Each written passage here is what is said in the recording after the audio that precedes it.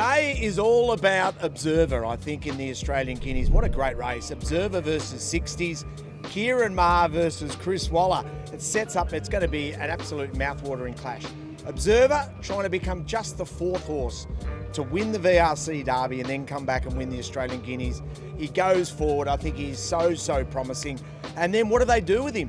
Do they back up and run in an all-star mile, or do they wait a couple of weeks and come back for an Australian Cup as a 3-year-old? He is an absolute superstar, and I think he wins today. And outside of 60s and maybe Planet Red, there's not a lot of depth. I think it's real top-end stuff, and the top three are terrific. And I think his racing pattern's important. I think he can lead and win.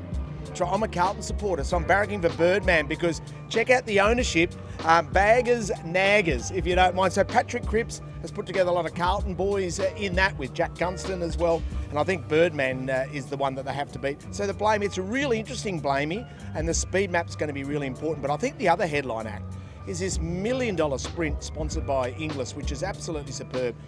Alpha Sophie is a Group 1 horse in the making, and I think she'll have an opportunity today. She'll bolt it. I love the way the autumn's set up here at Flemington, because I think it's absolutely perfect. We've got the Australian Guineas today, and then next week we have the All-Star Mile and the time-honoured Newmarket. 10 Tyrus, please run. Please give him a weight that he can carry to victory, because I think he'll be an absolute headline act. And then a couple of weeks' time we lead into the Australian Cup. So it is set up perfectly, huge crowds.